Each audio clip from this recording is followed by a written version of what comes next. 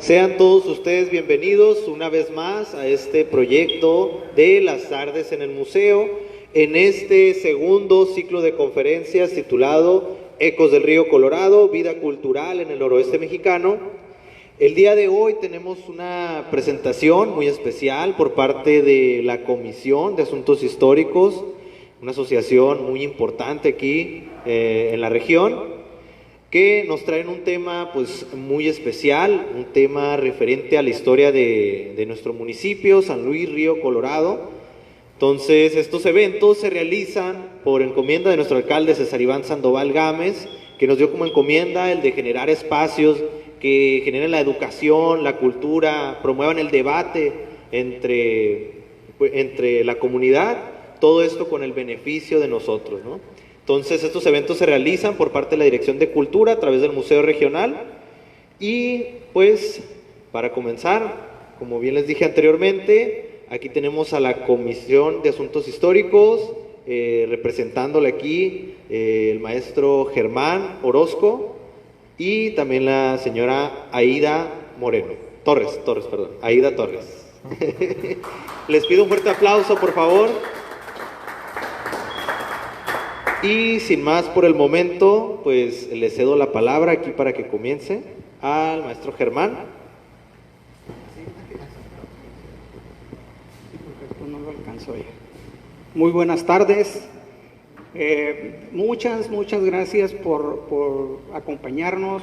Gracias al ayuntamiento, al 30 ayuntamiento que tiene a bien hacer estos eventos que para la cultura, que tanto falta nos hace, pues son excelentes, ¿verdad? A la Dirección de Cultura, dirigida por la licenciada Heidi Sarabia, a Abraham y Álvaro aquí, muchas gracias por recibirnos. Y pues, sin más, vamos a aventarnos una charla de un señor. Nos pidieron algo histórico, algo de la historia del Valle de San Luis. Entonces, pues por ejemplo, hoy vamos a hablar de don José Trinidad Quintero. Este señor, uno de los pioneros, porque fueron muchos, siempre hablamos de que un pionero, de que don Pablo Cuenque, don Ramón C. Díaz, don José Trinidad Quintero, hay cientos de pioneros que llegaron a este valle a sufrirle porque no había condiciones. Esto era un monte, un pantano lleno de zancudos, lleno de víboras. Entonces batallaron mucho para abrirse camino, para abrir los campos esos que después son lo que es ahora, ¿verdad? Entonces, don José Trinidad Quintero fue un ejidatario del ejido Independencia. Después fue un colono también, porque en ese tiempo si podías, acuérdense que los ejidos eran dotaciones que le daba el gobierno, entonces te daban una cantidad de hectáreas a cada ejidatario y los colonos podían comprar sus tierras.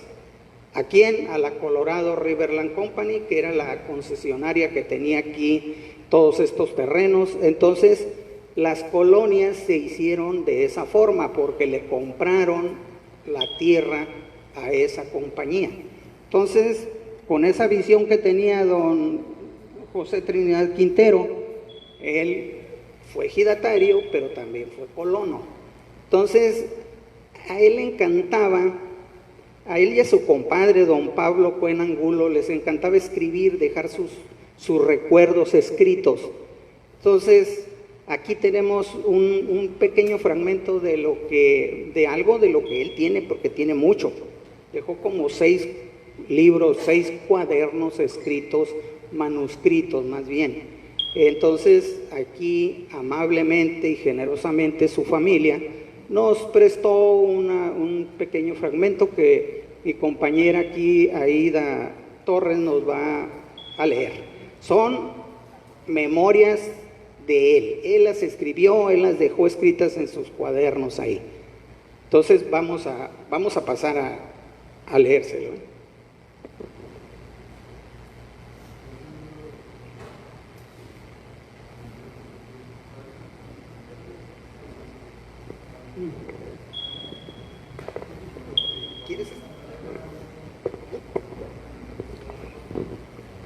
Ok, buenas tardes. Memorias de don José Trinidad Quintero. Cuando todo empezó en el Valle de San Luis, 100 años de historia, esfuerzo y sacrificio. Esta es la historia de trabajo, sacrificio e ilusiones de un grupo de gente con carácter recio y firme, situados en un tiempo pasado y de un terreno agreste y salvaje al cual lograron vencer con grandes dificultades hasta convertirlo en un emporio agrícola. El Valle de San Luis, Río Colorado, Sonora. La historia de nuestro municipio, por sí misma y no por ser más joven que otros, está escrita con el sudor y la sangre de aquellos viejos pobladores de la región que nos legaron todo el esfuerzo y el trabajo de sus vidas. Ellos fueron los pioneros de este valle agrícola. Ellos nos mostraron que con la unión de esfuerzos se pueden lograr todos los objetivos que el hombre se proponga. Durante los primeros años de este siglo, sus sueños y esperanzas comenzaron a convertirse en realidad a medida que cada uno de ellos ponía su grano de arena y su esfuerzo en aquel inmenso desierto, que después se convertiría en una de las regiones agrícolas más importantes del estado de Sonora.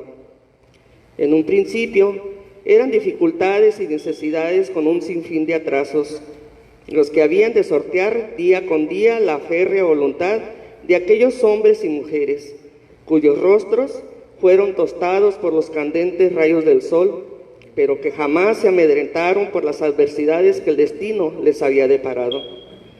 Por fin tenían un trozo de tierra ante sus ojos. Era la propiedad por la que habían luchado tantos años.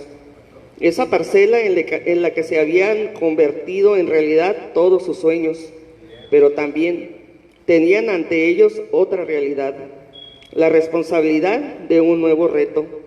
Había que comenzar a desmarañar aquella región casi selvática que por milenios se había formado en el cauce del río Colorado y que, sin embargo, cada año transformaba nuevamente el entorno del terreno por las grandes avenidas del mismo río. Ahí estaba ante ellos un bello y grandioso horizonte que había que domar como a un potro salvaje con sus propias manos. Era su presente y su futuro, el trozo de patria tan esperado que había que domesticar para el sustento de sus familias y patrimonio de sus descendientes. Frente a ellos estaba el futuro Valle de San Luis con sus nuevas colonias, aquellas que años después se convertirían en ejidos gracias al más visionario de los presidentes de México, el general Lázaro Cárdenas del Río. Las primeras tierras de esta región se abrieron primero a la ganadería y después a la agricultura. Fueron las tierras del Rancho San Luis o Rancho Andrade, propiedad del primer concesionario, don Guillermo Andrade. Al paso del tiempo, estas tierras se convirtieron en la primera sección de la Gran Colonia, Emilio Carranza, nombre que llevaba en vida aquel famoso piloto mexicano que tantas glorias le dio a nuestra patria a través de la aviación. A esa sección denominada San Luis se unieron otros pequeños núcleos de población como Islita, Lagunitas, Independencia, La Grullita, Monumentos y posteriormente Nuevo Michoacán, que pertenecía a Baja California y que anteriormente se había llamado Nuevo Lerdo, conocido actualmente como Rillito, Sonora. El primer ejido, llamado Ejido San Luis, fue formado en 1929 y el primer presidente del comisariado ejidal fue el general Julián Burrola, médico militar retirado. Posteriormente, un grupo de campesinos de las diferentes colonias sostuvieron una larga lucha para formar los ejidos La Grullita, Monumentos, Islita, Lagunitas e Independencia. El día 28 de abril de 1937, una comisión agrícola mixta aprobó los expedientes mismos que fueron turnados al Departamento Agrario en la Ciudad de México. Dichos documentos fueron firmados el día 11 de agosto del mismo año, en calidad de resolución presidencial, Luego se nombraría una comisión que entregaría las dotaciones por escrito. El día 26 de noviembre del mismo año se levantaron las actas y se nombraron las autoridades ejidales, quedando de la siguiente manera: Ejido Monumentos, el presidente, el señor Antonio Félix; La Grullita, el señor Alejandro Espinosa; Islita, el señor Cesario Luera; Lagunitas, el señor Francisco López; Independencia, el señor Porfirio Aceves; y del Ejido Nuevo Michoacán, el señor Jesús Coria, quien no terminó su periodo por el deslinde de terreno Sonora, Baja California, terminándolo el señor Ramiro Cepeda García.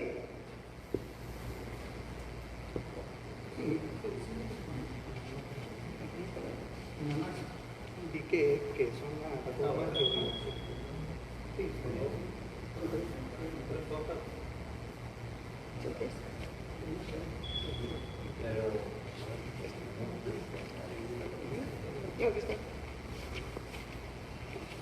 Ok, seguimos leyendo las memorias del Señor. Las primeras formas de irrigación en el Valle San Luis de 1919 a 1933. Fue el coronel Francisco Peralta quien había quedado comisionado por el coronel Abelardo L. Rodríguez en el rancho de La Grullita, el Alamar, buscando la forma de aprovechar las aguas del río Colorado para llevarlas hasta su propiedad, quien dispone la construcción de un represo o reembalse que se hizo con estacas de sauce, álamo y mezquite, entrelazadas con gran esfuerzo. Posteriormente se construyeron algunos canales que irrigaron parte de la región. Por el rumbo de Lagunitas, don Rafael Lugo y don Antonio Cuen solicitaron un permiso a la Comisión de Irrigación con sede en Tijuana, Baja California, con el fin de construir otro represo semejante al anterior. Esto sucedió en 1923. El permiso lo solicitaron al ingeniero José Favela y después de 2 años de espera, finalmente les fue concedido. En 1925 empezaron a buscar el lugar más indicado y una vez localizado, todos los colonos hicieron un frente de trabajo, unos en el represo y otros construyendo canales. Ese mismo año lograron su objetivo. Lamentablemente, las corrientes comenzaron a bajar el volumen del río y los castores, temerosos de perder el agua en que vivían, tapaban las corrientes de los colonos, provocando un grave daño a los mismos. Se tuvieron que pagar veladores durante un tiempo a fin de controlar a esos animales que perjudicaban sus siembras. Durante los años de 1928 y 1929, los campesinos del Ejido Independencia, encabezados por don José Trinidad Quintero, Tomás Ontiveros, Juan Parra y Trinidad Cota, se decidieron construir también otro represo para lograr los mismos beneficios que los anteriores. Salud. Las aguas de esa obra fueron conducidas por el Barranco del Diablo. Tenían la intención de hacer llegar esa agua hasta la colonia Nuevo Michoacán. Fue cuando los colonos del Valle solicitan a la Comisión de Irrigación se construyera un canal desde San Luis hasta la colonia Lerdo. En el año 1929 fue designado el ingeniero Javier Sánchez Mejorada para realizar los estudios correspondientes. Posteriormente se formaron brigadas con los mismos colonos y en 1931 se iniciaron los trabajos de excavación por los propios usuarios, utilizando caballos, mulas, palas y hachas para los desmontes. Concluyendo esta obra en 1933. El canal recibió el nombre del ingeniero Sánchez Mejorada como un agradecimiento a su trabajo. El día 13 de octubre de 1933, el mismo ingeniero Sánchez Mejorada citó a todas las personas que participaron en la construcción del canal. Esta reunión se llevó a cabo en la calle de La Línea y la calle de abajo en el terreno de Ramona Domínguez, donde estuvo la primera subestación de luz eléctrica. Fue un día de un frío que que calaba y solamente asistimos 13 personas a la reunión informativa y fueron proféticas las palabras del ingeniero. Si se construyó este canal es gracias al empeño de ustedes y lleven en su memoria que si este canal no hubiera sido posible, la agricultura en este valle. Pero al empezar a correr el agua en el mismo vendrá mucha gente a solicitar tierra. Y cuando tienen que reunirse y nombrar una mesa directiva para el manejo del agua, para que esté siempre administrada, el agua del río no será eterna. Llegará el día en que nuestros vecinos del norte con sus nuevas presas las detengan y será necesaria la perforación de pozos profundos para la irrigación. Los $5 que se pagaban anualmente a la Yuma Bureau of Reclamation la pagaría la directiva del canal cuando estuviera establecida. Como requisito, la Comisión Hidráulica indicaba que el nuevo canal debería tener un nombre. Por unanimidad se decidió que se llevara el nombre del ingeniero Javier Sánchez Mejorada. Para 1948 estaban sembrándose casi en su totalidad las tierras del valle, por lo que se tuvo que formar la primera mesa directiva de este organismo y quedaría al frente del mismo el respetable compañero Francisco Lozano del Ejido Islita, cuya función al frente de dicho organismo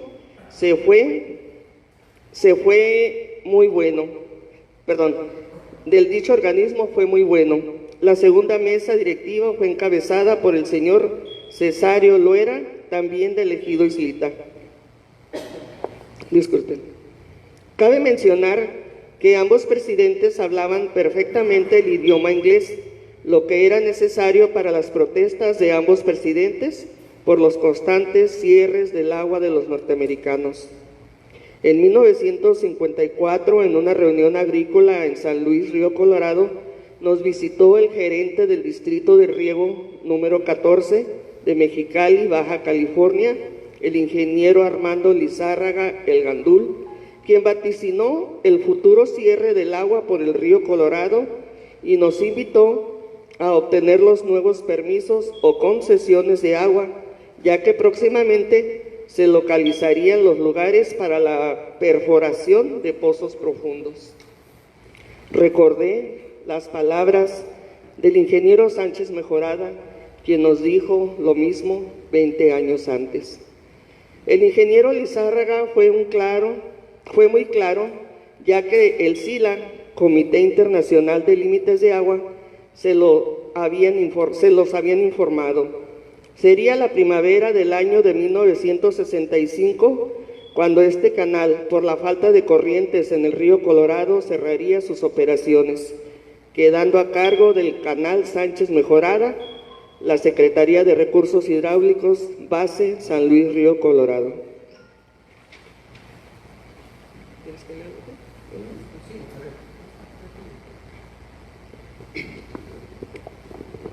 Hasta ahí las memorias, bueno, todavía traemos aquí más, ¿verdad? Pero respecto de lo que batallaron los campesinos en ese tiempo para hacer sus canales, ¿verdad? Ahorita les voy a leer yo algo. Vamos a hablar ahorita de la colonización también del valle y todo esto, ¿verdad? Ahorita les voy a leer algo, un fragmento que escribió don Pablo Fuenangulo, precisamente de don José Trinidad Quintero. Se los voy a leer, lo que dice aquí, mientras Aida se prepara con lo demás. Dice: el señor Quintero trabajaba en esta región desde 1925. Entre otros trabajos ha desempeñado el de la construcción del ferrocarril Sonora-Baja California y en la construcción de la primera presa que se construyó en lo que hoy es el Ejido Independencia. Esas presas eran unos represos más bien de ramas, palos, cachanillas que se hacían a la orilla del río. No era el río, el cauce del río este que está ahorita allá abajo, era el rillito, un brazo del río que era mucho más pequeño, entonces podían hacer represos. Precisamente por eso cuando hacían esos represos para subir el agua y poder ellos utilizarla, batallaban mucho con los castores, porque los castores pues les molestaba que les quitaran el agua en un lado, ¿verdad? Entonces, de eso habla aquí, de esa presa en el ejido Independencia. Dice don Pablo, dicha presa no tenía nombre registrado en los planos oficiales y la gente la nombraba Colonia Esperanza. Hasta 1929 que vino el ingeniero José Ortega a levantar los planos por conducto de la primera zona de irrigación, hoy Secretaría de Recursos Hidráulicos, que actualmente ya no se llama así tampoco. Fue cuando la llamaron Independencia. Dice, Quintero fue presidente del patronato Pro Sonora Baja California, patronato formado precisamente para encontrar los linderos que dividen el estado y la península. En 1937, el general Cárdenas, presidente de la República, hizo una visita por estos rumbos y el señor Quintero aprovechó la oportunidad y le entregó un memorándum y entre otras peticiones le hizo la que definiera los límites de los dos estados.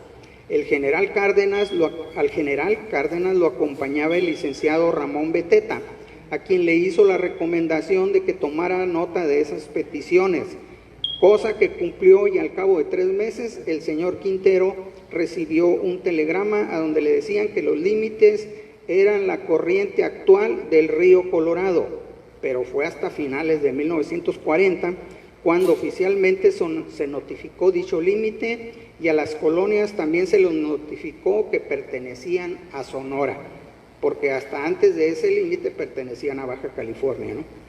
Después trabajó como ayudante del delegado de policía de Luis B. Sánchez, o sea, el kilómetro 57, que era el señor Leonardo Partida, y este mismo señor le ofreció un pedazo de tierra en el lugar que más le gustara de la colonia azteca. De esta manera el señor Quintero se hizo colono, siendo uno de sus primeros fundadores. Ahora sí le sigues con lo de la colonización. Esto es lo que escribe en su libro de datos históricos de San Luis Río Colorado el señor Pablo Cuen Angulo. Siguiendo con las memorias de don José Trinidad Quintero, colonización en 1939. Se tuvo un agradecimiento total al visionario presidente general Lázaro Cárdenas del Río por su reforma agraria. En 1939 inició la colonización de las tierras expropiadas a la Colorado River Land Company para ponerlas a la venta a los colonos. Se le puso un precio por hectárea. Por ejemplo, por 100 hectáreas se pagaba en abonos 15,875 pesos. Así que de los años 1939 a 1943 se logró colonizar a las siguientes colonias: Moctezuma, Azteca y Campillo, por mencionar algunas, pero se tenía la incógnita de un elemento, el agua. Los más pudientes compraron motores estacionarios, los demás se unieron hasta 3 para hacerse de esos equipos y extraer el agua del río para llevarla a sus parcelas, pero el flujo no era constante. Igual había grandes avenidas como a veces poca agua. Fue entonces que apareció un norteamericano, Rafael Bland. Este personaje en sociedad con el ingeniero Antonio Basich y el señor Eufrasio Santana se dan a la tarea de construir una gran obra de ingeniería, el canal Bacanora, mejor conocido como las bombas del Bland. El señor Bland tenía la experiencia de haber construido el canal Robertson en la colonia Carranza en Baja California. El ingeniero Basich se encargó de llevar la electricidad desde San Luis hasta la planta en el ejido San Luis, mientras Bland, con su buen equipo, localizaba los terrenos para dicho objetivo. El resultado fue una línea casi recta en los 21 kilómetros que tuvo esa magna obra.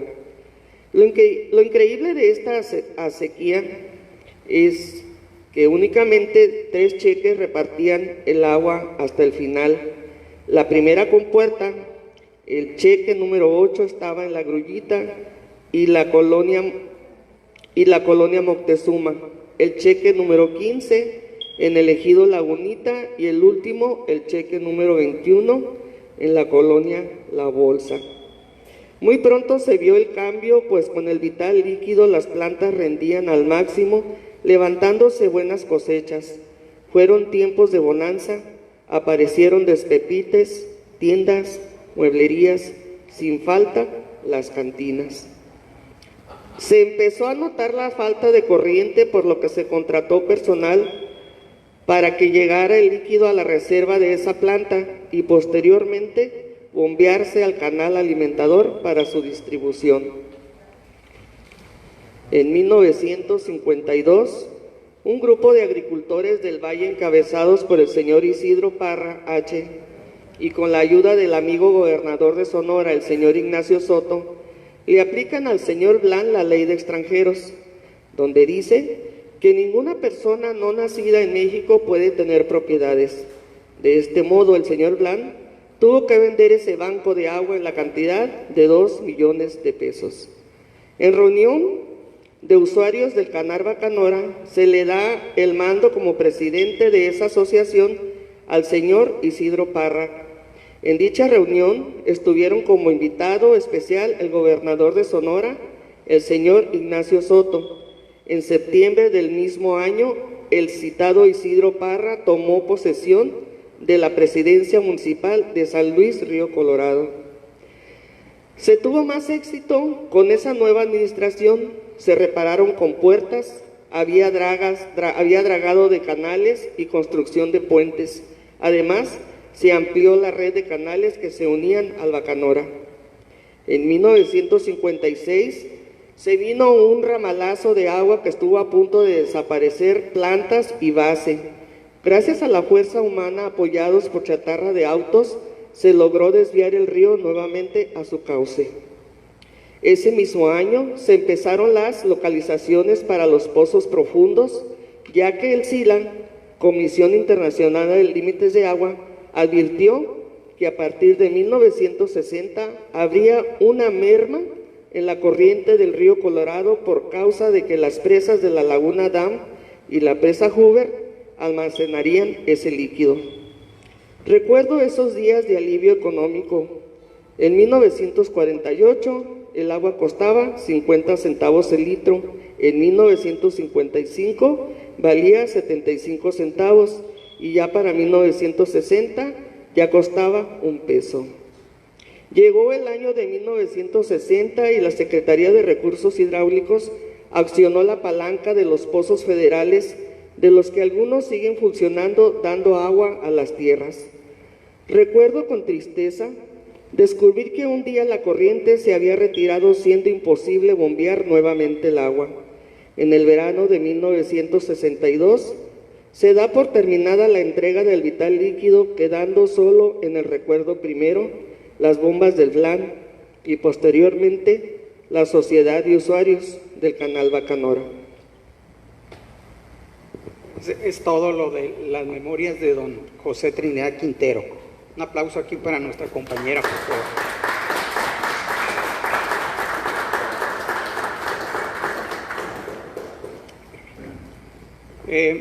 Bueno, es una pequeña fracción de las memorias de don José Trinidad Quintero.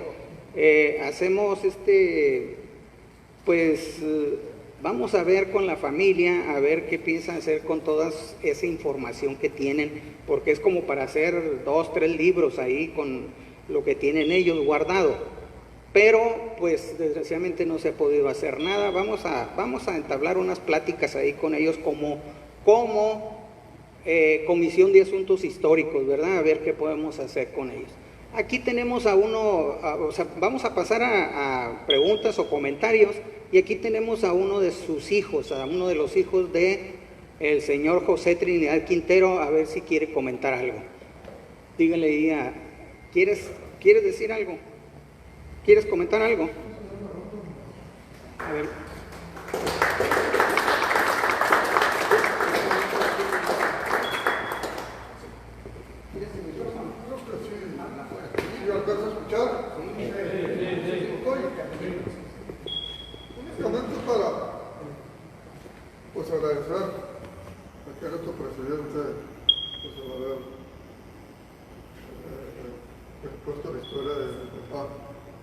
desde 1922, la última semana de septiembre que él llegó, comentaba que eran 150, 175 gente de San Luis, y en el valle no llegaban a 25. Dice que pues fue un esfuerzo titánico. Ellos querían sembrar, pero necesitaban canales. Los primeros años, pues el río se desbordaba. Cuando bajaba el agua era cuando hacían los famosos veranos. Muy buenas cosas de agua. Se fue acabando el agua y tuvieron que hacer uso de, pues muchas veces de la fuerza, de la inteligencia.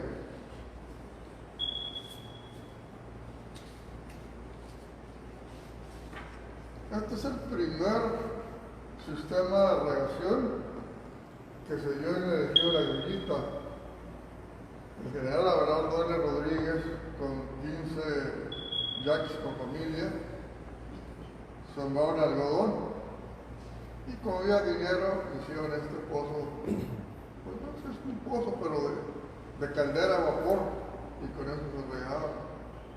Ese fue el primer sistema.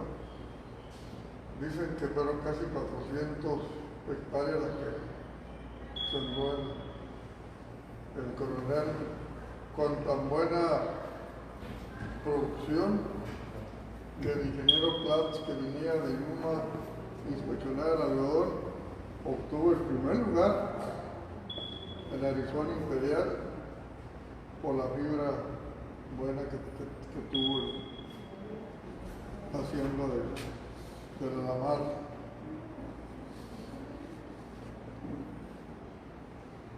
Empezaron a llegar agricultores y empezaron a hacer las famosas represas o presas. Se le llamó la gran presa de los Peralta. Aquí detenían el agua, había muchos brazos del río y ellos las tomaban. En la base de pinillos, cachanillas, tierra barrosa. El problema que había eran los que estaban los copos. Dice que operaban y caía todo a tener que hacer. Lo importante de este represo fue cuando en 1931 que empezaron a hacer el canal Sánchez Lograda. En octubre 16 de 33 se terminó y esta presa quedó todavía prestando servicios. Dicen que se conectó el canal y esta servía para repartir el agua a los usuarios. Esto sería el segundo sistema. Fue en 1927, el Alamar fue en 1919.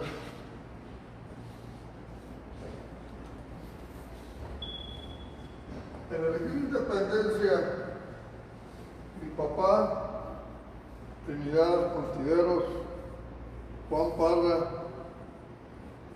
¿qué más? Eran 4.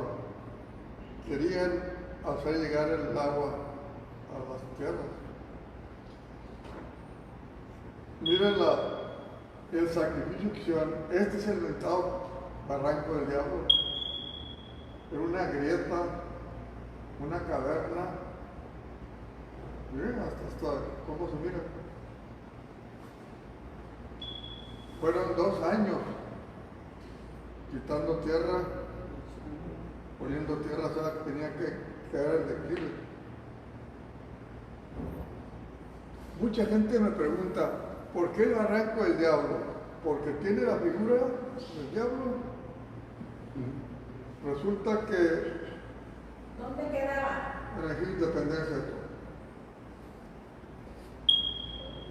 Llevaban lonche los 4 trabajadores y los ponían en las grietas que vienen. Y un día al ir el lonche pues, para comer, tomaba sus tigueros, agarró el lonche, pero se le vino un gato montés. Dice que anduvieron por secreto como 3 minutos al último con el machete le dio y pues quedó muy herido. Ya mi papá lo llevó a la casa, se quedaron 2 trabajando. A las 2 horas llegaron nosotros a ver cómo estaba. Me dicen, ¿cómo estás, Tomás? ¿Qué te pasó el gato?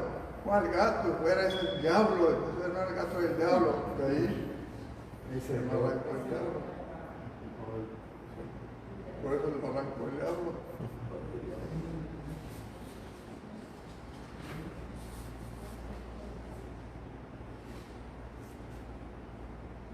El sistema, pues número 4 fue el canal Revolución.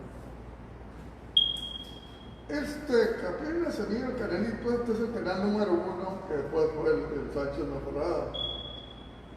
Había una bomba en la línea que tiraba el agua salitrosa que limpiaban en las tierras de Yuma, y ellos a base de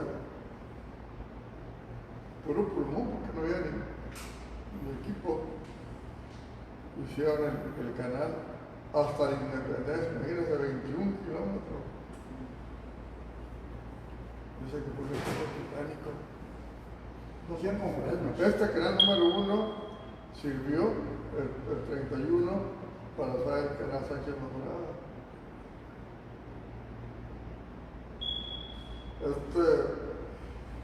En 1939, con la colonización,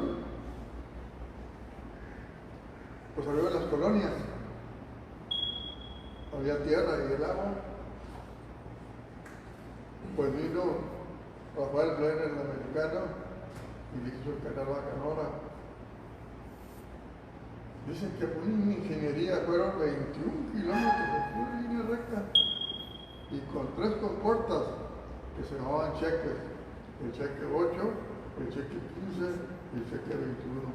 Con esas 3 compuertas le daba agua desde San Luis hasta Rillito. Yo creo que todo tiene su fin. En 62 empezó a bajar el agua. Empezaron la gente a traerla, pues, para que la bomba se funcionara y mandara al canal. En 64 ya no hubo, tuvieron que cerrar. Fue cuando Recursos Hidráulicos tomó la batuta. El canal Bacanora lo unió al canal que sale de Presa Morelos. Y a los años le cambiaron al canal Bacanora el nombre de Revolución, que todavía sigue dándole agua al Valle de San Luis. El Sánchez Mejorada, sí, igual. Es el 62 se acabó el Bacanora y el 64 se terminó Sánchez Mejorada. Sánchez Mejorada era un canal que venía todo el tiempo de Estados Unidos, del agua salitrosa, esa sigue toda viniendo. Pues en el 65 había mucha salinidad. Tenía que ser 800 puntos de 1 millón. Y aquí en San Luis se tuvo hasta 2.800. Fue cuando vino el ciudadano presidente Luis Echeverría e hizo la estatua de Rodolfo Taboada, que hizo el vuelta. Viene agua de Estados Unidos y mandan a Europa y a los aguas. En el 64 se construyó el sifón para darle agua a los ranchos de abajo. La semana pasada fui a Rillito. Estuve con el ruso, que ustedes lo deben conocer, Murillo, José Luis Murillo. Y fuimos a ver resulta que las Zacatecas en el inicio está llevando el agua. Lo curioso es que del Bacanora, en el kilómetro 57 en el Barrote, hay ese canal que se llama Barrote y es el que sale hasta las Zacatecas. O sea, los mismos canales viejos del Bacanora, ahora Revolución, de Sánchez Mejorada, unieron otros canales para llevar el agua a todo el valle y a Baja California. El 39, el que tenía dinero, igual que el coronel Abelardo de Rodríguez, fue el Luis de Sánchez, que trajo equipo y empezó a hacer el canal Maravilla, la Nuevo León, para regar sus tierras. Se regó la Nuevo León, Coahuila, la Bolsa y también las Zacatecas. Cuando se acaba el agua, 64, el Bacanora y el Sánchez Mejorada le dan agua para que siga mandando la valle. O sea, pues aquí repito, los canales viejos siguen ayudando con agua a los nuevos canales.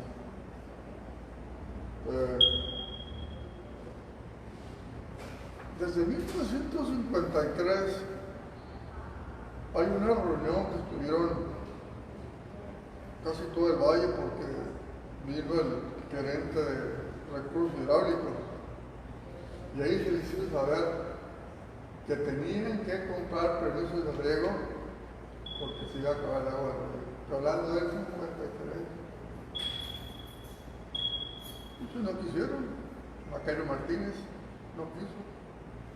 Después tuvo que pedir ayuda y le firmaron para. Pues recursos hidráulicos era organismo también del SINA, pues son los reguladores del agua.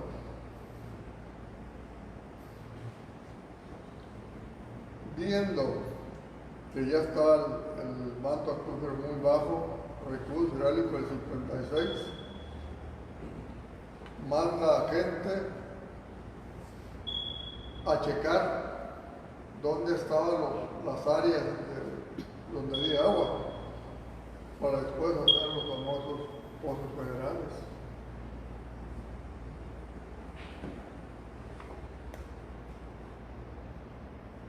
Ahorita existen más de 100 pozos y si se llegase a acabar el agua, pues el pozo es una ayuda extra y se ha visto pues de que entran los pozos.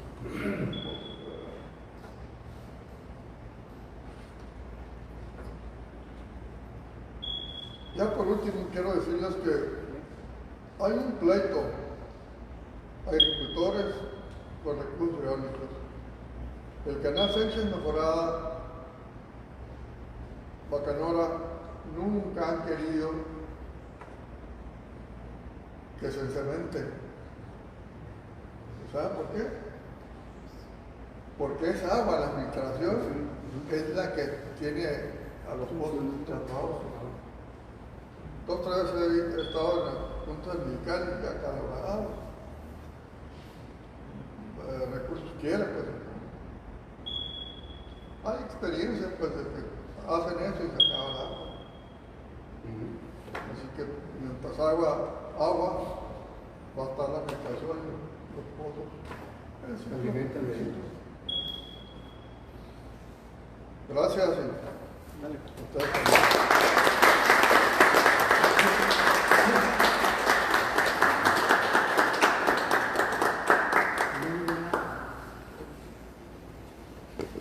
Muy buena charla. Es toda una biblioteca este señor de la historia del Valle de San Luis. La vivió, tiene...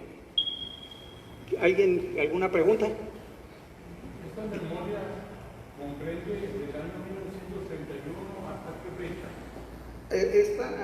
Hasta el 42 más o menos. Esto es una fracción nada más, porque él llegó en el 22, algo así aquí.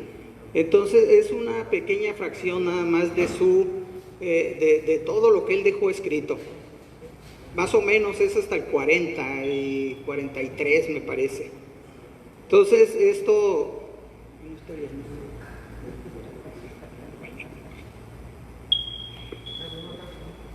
Ok, ¿alguien más? ¿Alguna pregunta, un comentario? Dígame, caballero. Comenta que es una fracción, o sea, se perdió lo demás. Ah, no, ahí está. Ahí está, lo que pasa es que esto es lo que nos proporcionó la familia Okay. para poderlo, y así generosamente lo han hecho otras veces y con otros historiadores que han publicado nada más parte. Todo eso está en manos de la familia. Entonces, manuscrito en unos cuadernos a mano. Esto lo transcribieron ahorita. Sí. Okay. De esos libros que ellos tienen, los cuadernos. Entonces, por eso les digo, vamos a ver con la familia, a ver qué podemos hacer antes porque ya tienen mucho tiempo ellos con esos documentos guardados, tienen fotografías. Este señor anduvo imagínense pues, desde el 22 aquí en el municipio, conoció a todos los delegados, a los comisarios, conoció a todo mundo. Como les digo, aquí hay, en el Valle hay muchos personajes que fueron pioneros del Valle. Lo que pasa es que la gran mayoría, pues para empezar, no sabían ni escribir. Entonces no dejaron nada. Hay algunos, y luego para eso te tiene que gustar. Entonces fueron unos cuantitos nada más los que dejaron escrito sus memorias, lo que le pasó, lo que les pasaba, o como dice don Pablo Cuen, que era muy difícil en ese tiempo guardar papeles. ¿Por qué? Porque no había plástico, por ejemplo, para envolverlos. Entonces ellos los guardaban en las petacas esas de lámina que había antes, guardaban los papeles, y cuando iban a verlos otra vez ya se les habían comido los grillos o los ratones, o la humedad los había acabado, manchado. Entonces eso era lo que pasaba, no había forma de cómo guardarlos adecuadamente para que sobrevivieran, pues. Entonces así se les echaban a perder muchos, fotos y todo eso, pero algunos sí lograron guardarlo, como ellos que tienen algunos. Entonces sí es eso, ahí están, ahí está lo demás, con fotos, y hay mucha información ahí.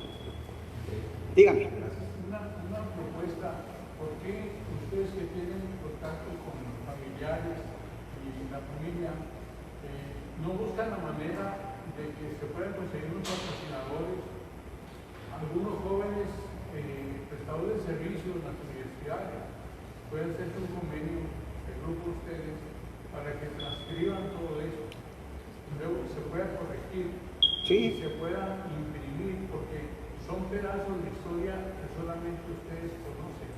Y definitivamente. usted acaba de decir, ¿dónde guardan ese material? En una petaca, en una computadora. Bueno, ahorita. Ajá. Sí. Puede pasar que todo lo que tiene coleccionado, los grillos se acaban, los ratones no se van. Todo todavía. Entonces, eso es importante verlo a través de cada familia de los que están aquí presentes, porque lamentablemente puede repetirse la historia de lo que pasó con él. ¿Sí? Todo lo que tenía se acabó. Sí, era para el museo, era para que estuviera aquí, que lo hubiéramos conocido. ¿Sí? Simplemente el cura de ahí de San Luis me comentaba que él se llevó como 2 camionetones llenos de libros, sí, para el otro lado, y hace colección personal, pero eso se puede colocar algo parecido en un espacio.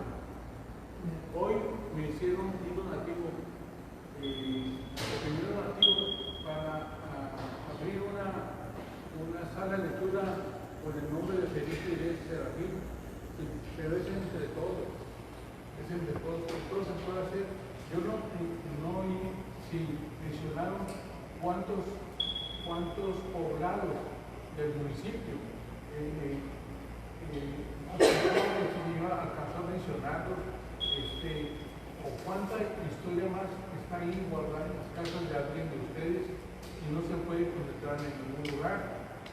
Ahí en la calle Madero y 30 está una sala de lectura, no alcanza a ser biblioteca, es una sala de lectura. Están las oficinas de comunidad. Ahí no hay vecinos que no tengan computadora. No van niños a hacer sus tareas ahí porque es escuela. Pero hace mucho estoy proponiendo que se abriera la biblioteca acá en la 47 y Nuevo León, bosque número 2. Ahí hay una escuela atrás, digo la cuestión, está una primaria, está en Cucapán, el preescolar, está con la ley, están las preparatorias por ese lado y universidades. Hay más escuelas reunidas para allá donde está la biblioteca. Y siempre sueño, si todos los que estamos aquí estuviéramos en esa biblioteca ahorita, dijera, oye, está lleno, aquí no alcanza, pero ahí pudiera haber archivos donde se pudiera a buscar, a estudiar, a trabajar, a recolectar materiales. Esos materiales no son para que se los donen, no, si la familia los permite que se transcriban, se buscan posiblemente patrocinadores, que sus logos aparezcan a través de los libros, y eso Hacienda se lo considera deducible de impuestos, porque es como si fuera publicidad para ellos, como si fueran a hacer volantes. Pero esto es envía a que se pudiera hacer más movimientos de este tipo a favor de la historia de los 25 poblados que creo yo que también, no sé si ustedes consideran más de 25. Y anoche yo estuve platicando con un maestro de la Universidad de Sonora, el maestro de antropología y de historia, y él se ha interesado mucho en la región, al grado que él tiene una compilación sobre el Cucapán, o bueno, sobre las etnias, y ese libro existe. Él hizo una investigación sobre el Cucapán, vino a venir acá, y está muy interesado, pero ¿cómo hacer para que la Universidad de Sonora, por ejemplo, ponga sus ojos aquí? Baja California no es tanto, es a nivel personal, pero la universidad sí, porque San Luis ahorita está apuntando de manera muy especial. Algodón no tenemos, ¿sí? Pero todos los ojos del país están puestos en la cuestión alquilera, que tiene el primer lugar San Luis. ¿Y dónde están las investigaciones sobre eso? ¿Dónde empezó? ¿Quiénes fueron los primeros? ¿Dónde se inició? ¿Cómo está ahorita funcionando? ¿Quién está escribiendo eso? ¿Quién está investigando? Sí, definitivamente. Los agrónomos, la gente que maneja buenas metodologías, no los tenemos porque Baja California no se va a interesar en San Luis, pero la Universidad de Sonora. Sí, podría ser. Entonces, es tiempo de tocar las puertas por ahí. Acaba de entrar nueva rectora, hay un nuevo encargado de vinculación de extensión universitaria, y aquí no hay ni siquiera un sitio donde vendan los boletos de las mismas de las casas de los estudiantes. Sí. No suena la Universidad de Sonora. Entonces, hay quizá hay necesidad de que toquemos las puertas y los historiadores de allá, las carreras que tienen allá, ¿sí? Puedan venir a predicar y presentarse con proyectos que beneficien a nuestra región. Pero ustedes den la palabra y saquen su guardadito. No es el que cuando dejemos de existir, todos hagan lo que con nosotros, lo que hicieron con ellos. Definitivamente hay mucho por hacer. En concreto aquí con lo de la familia Quintero, no nada más es él, pues son varios hermanos. Entonces en eso estamos nosotros en plática con ellos para ver qué piensan hacer y pues para ver qué podemos apoyar nosotros como Comisión de Asuntos Históricos, ¿verdad? Él es miembro de la comisión, pero no manda él solo en esos documentos porque son varios hermanos. Entonces vamos a ver. ¿Qué pasó? No, es que estaba viendo las fotografías y en el libro este número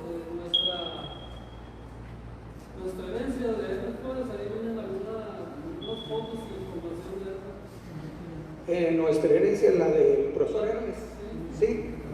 Pues es que esas fotografías pues son públicas, ¿verdad, Miguel? Sí. Sí, puede ser. No me acuerdo porque ya lo leí, pero hace mucho. Ok. Profesor, ¿cómo anda? ¿Quiere decir algo?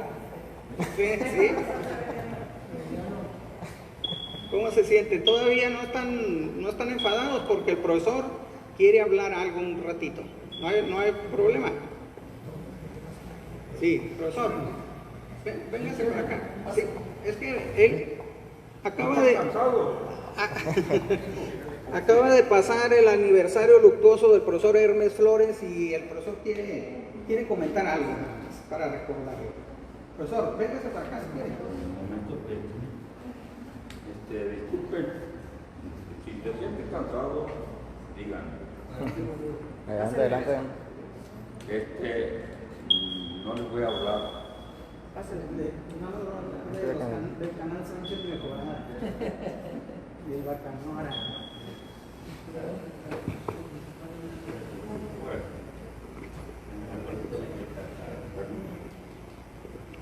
Pues a ver si me escuchan.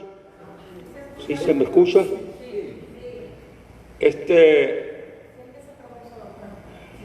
Pues yo le voy a hablar del maestro Hermes Flores Navarro, que el 23 de agosto cumplió 8 años de muerto. Y pues a mí en esa fecha me puse a hacer un relato histórico de la vida del maestro, porque yo lo traté creo con más de 50 años, en diferentes formas, ¿no? Desde que llegué a San Luis en 1959 lo conocí en la escuela Luis G. Cano. El maestro estaba trabajando el segundo año de trabajo porque se terminó la secundaria en 1957. Entonces el 58 fue a trabajar al 57 y el 59 pidió cambio a la escuela Luis G. Cano, que era una escuela que también nueva, había trabajado un año en la escuela Cano. Y yo llegué al 59 y ahí lo conocí al maestro. Y también les quiero decir pues que este maestro Hermes Flores Navarro, pues ustedes ya lo conocieron, ¿verdad? Levanten la mano los que lo conocieron. Bueno, no todos, pero fue un gran maestro y le gustaba mucho la historia, fue un gran pintor. Entonces yo me puse a hacer un relato histórico de la vida de él, porque como les dije ahorita, lo conocí el 59 y lo traté, pues a veces a diario, ¿no? Porque trabajamos en la misma escuela, pero él se cambió a diferentes escuelas, pero de todas maneras teníamos contacto. Y entonces conocí todo lo que él hacía y realicé este relato histórico. En primer lugar, les quiero decir que el maestro nació en un pueblito de la Sierra Madre Occidental, llamado ese pueblito. Era una pequeña comunidad que se llamaba San Nicolás. Esa pequeña población estaba al empezar a subir la Sierra Madre Occidental para llegar a Yécora. La Sierra Madre Occidental, la parte más alta es el municipio de Yécora, pero al pie de esa sierra estaba esa pequeña comunidad llamada San Nicolás, y había otros pequeños pueblos, Santa Rosa, Santana, Mulatos, en esa sierra. Y el profesor Hermes, como le dije, nació en San Nicolás, y cuando tenía quizás unos 5 años, la familia se vino de San Nicolás a la presa de Loviashi, que iban a empezar a construirla. Estoy hablando del año 1940 y tantos, que empezó a hacerse la presa de Loviashi, que iba a regar todo el valle del Yaqui. Entonces la familia se vino a trabajar a esa presa.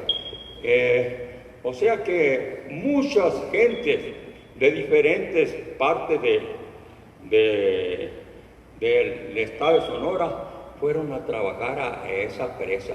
Se salieron unos de Nacosari, otros de Zaguaripa, otros de Cumpa, de diferentes pueblos fueron a trabajar a construir la presa de Loviashi. Sí me están escuchando, ¿verdad? Les digo porque yo estoy medio sordo o sordo y medio y no escucho muy bien, pero quisiera pues que todos me estuvieran escuchando esto. Entonces, continuando con la vida del maestro, les dije ahorita que lo conocí en la escuela Luis Lecano. Ahí trabajamos puros jóvenes casi. Había unos 3 personas ya de edad arriba de los 30 años y todos los demás éramos jóvenes, entre ellos Francisco Arquímedes Ortiz Otelo, Montedioca, Hermes, hasta Fregoso, no sé si lo conocieron también, se asomaba mucho a la escuela Luis Lecano. Y como estábamos jóvenes, pues además éramos personas que no habíamos estudiado la normal, apenas habíamos terminado secundaria y nos ofrecían trabajo de maestro. Pero nosotros, los jóvenes que empezamos a trabajar, han de saber que en esos años, en la década del 50, casi todos los maestros que trabajaban en diferentes escuelas, especialmente aquí en San Luis, eran de diferentes municipios del estado de Sonora, de Zaguaripa, de Cumpa, de Nacosari, de Moctezuma, y venían a trabajar aquí a San Luis Río Colorado. O sea que no había ningún maestro en ese entonces, en la década del 50, maestros que habían vivido ahí en San Luis y se habían convertido en maestros. Y entonces, cuando salió Hermes de secundaria, ahí sí, muchos de los que terminaron secundaria en el 57 se dedicaron a ser maestros sin haber estudiado la normal. Yo tampoco estudié la normal después, ya cuando tenía como 4 años de maestro, el periodo vacacional me iba a Hermosillo a estudiar la normal, los meses de junio, julio, agosto, a finales de junio, pues. Entonces, así les digo, pues, que a pesar de que no estudiamos la normal, nos preocupamos, y especialmente Hermes, nos preocupamos para dar las clases, que los niños aprendieran realmente, que les gustaran las clases. Y entonces procuramos llevar material didáctico para que los niños entendieran bien. Me acuerdo que éramos objetivos. Me acuerdo que el profesor Hermes, para dar la clase, me voy a sentar. Me acuerdo que Hermes para dar la clase de la colonización de aquí de México, para hablarles de la peregrinación que hicieron los aztecas desde por allá de un lugar llamado Aztlán, que está muy al norte de Estados Unidos. Ustedes saben que el hombre americano vino de Asia, eran mongoloides que cruzaron el estrecho de Bering, llegaron a Alaska. Estoy hablando de hace 40,000 años. Pasaron esos hombres y recorrieron durante muchos años, miles de años, recorrieron América. Y lo más reciente que tenemos fue cuando de Aztlán, de un lugar llamado Aztlán, supuestamente el dios Huitzilopochtli les dijo que siguieran recorriendo América, que la siguieran recorriendo y que iban a llegar, en muchos años iban a llegar a un lugar donde había un gran lago y allí iban a encontrar un águila devorando una serpiente sobre un nopal, ¿no? Les estoy haciendo este relato porque al profesor Hermes se le ocurrió una buena idea para que entendieran los niños y también los padres de familia. Le dijo a los niños, me van a hacer el favor, y a los padres de familia les digo, me van a hacer el favor de que los 30 o 40 niños van a venir vestidos en tal fecha de inditos. Y los padres de familia les hicieron los trajecitos de manta blanca, ¿no? Para que parecieran realmente indios. Y los estuvo ensayando también de que iban a caminar mucho. Y luego el profesor Hermes tuvo la idea de formar un lago y que pidió prestado una gran, ¿cómo se llama? Alberca de plástico.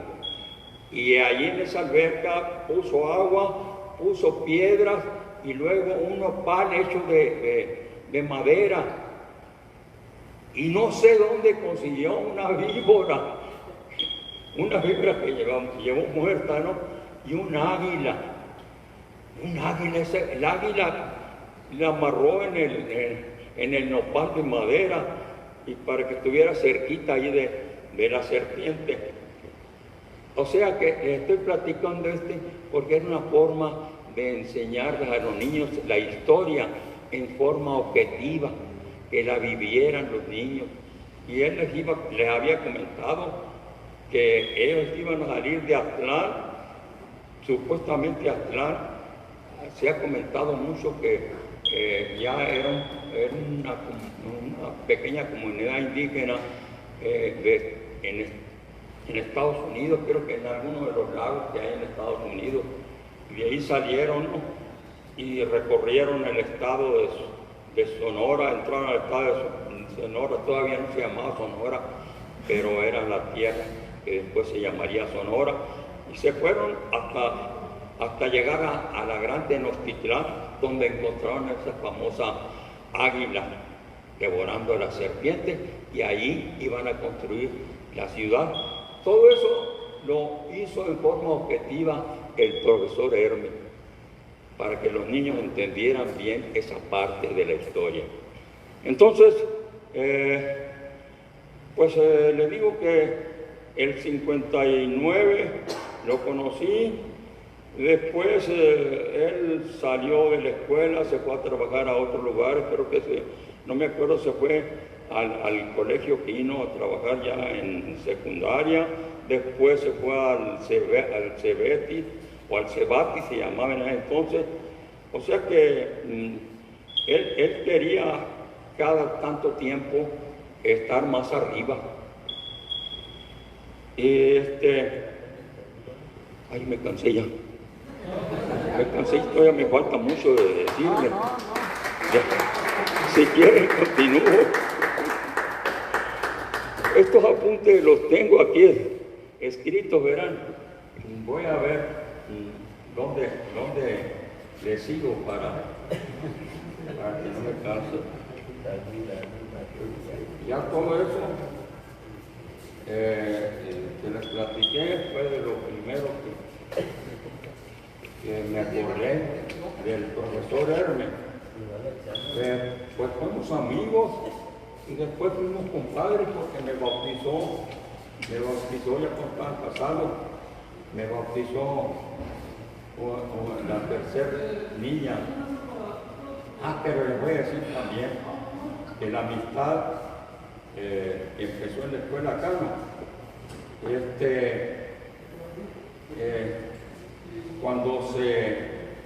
Cuando se abrió el Seguro Social en 1964, tanto Hermes como yo entramos a trabajar en el Seguro Social. Él como maestro de pintura. ¿Dónde estudié pintura? Pues realmente nunca supe yo que había estudiado en alguna universidad pintura. Era un pintor innato. Y entonces, cuando se abrió el Seguro Social, conoció a una joven llamada Irina Manríquez, con la cual contrajo matrimonio. Pero les voy a platicar que yo, como era amigo de él, y mi esposa también, mi esposa era pariente de él, me dijo, no éramos compadres todavía, hoy es severiano, quiero que me hagan el favor de ir a pedir la mano que vayas a Mexicali a pedir la mano de Irina, porque me quiero casar con ella. Entonces le dije, pues ya sabía que Irina tenía un papá que era muy, pues tenía muchos conocimientos. Además, era poeta del Señor y era muy culto. Pues siempre tenía temor de ir a presentarme con él a pedir la mano. Y me animé de todas maneras. Le dije, sí voy a ir. ¿En qué día voy? Ya me dio la fecha. Y llegamos a Mexicali. Y mi esposa y yo. Y entramos, tocamos la puerta, nos saludó, llegó la mamá de Irina, luego el papá. Y estuvimos platicando. Y yo como que no me atrevía a decirle a qué iba, pero porque el Señor era muy culto. Y entonces ya me animé y le dije, Señor, estamos aquí porque venimos a pedir la mano de Irina, porque el profesor Hermes Navarro, no sé si ustedes lo conocen, se quiere casar con ella. Y el Señor, cuando le dije que iba a pedir la mano, se levantó apurado y se fue. Y sentí yo como que lo había ofendido. Pues al ratito regresó con Irina de la mano y en la otra mano traía un serrucho. Y me dijo, a ver, profesora, ¿a cuál mano quiere Irina? Pues ya me pasó, se me hizo gracia del Señor que viniera con el serrucho, supuestamente para cortar la mano de su hija. Ese fue un detalle que les estoy platicando porque viví muchos detalles con el profesor Hermes Flores Navarro. Pero aquí en el relato les digo, el profesor Hermes fue un personaje de mucho talento artístico, inteligente y promotor de varias ideas que no las guardaba, las realizaba. Siendo muy joven, en el año de 1959, como le gustaba la cacería al profesor Hermes, fundó con sus amigos el Club de Caza y Pesca y lo instalaron en un lote que estaba a algunas cuadras delante del cementerio, o sea, a la salida de San Luis. Y en ese lugar iban cada fin de semana a tirar al blanco, a practicar pues el tiro. Por mucho tiempo estuvo pidiendo para San Luis la Casa de la Cultura y logró respuesta en el año 1975 cuando se empezó a construir. Era presidente en ese tiempo Rubén Payán Serrano y se empezó a construir la Casa de la Cultura en ese año en terrenos de la escuela secundaria número 22, o sea, en Avenida Quino y 9. Sobre este caso, señores y señoras,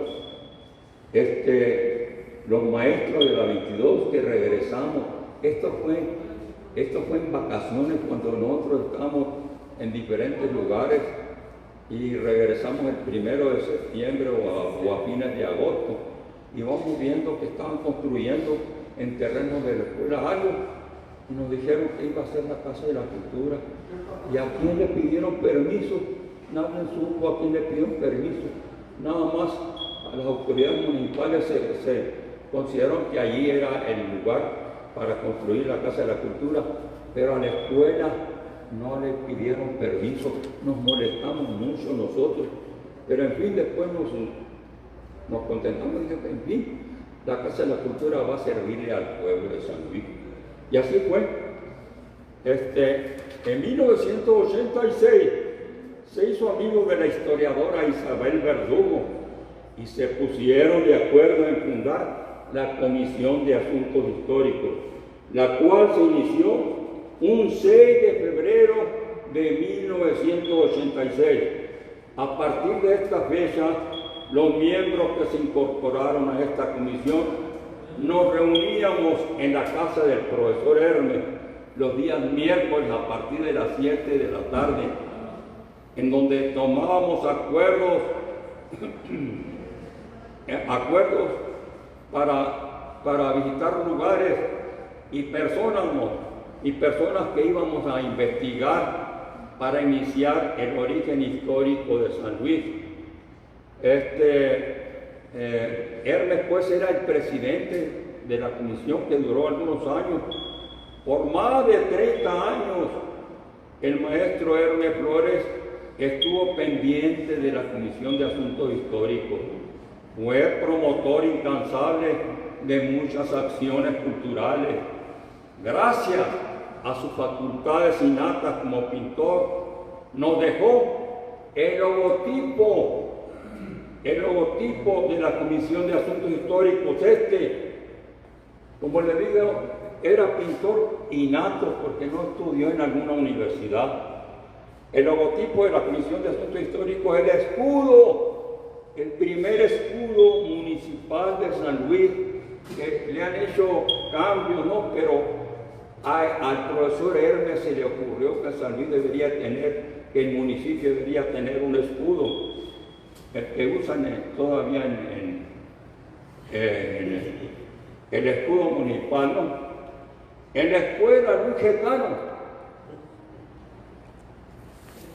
la corte.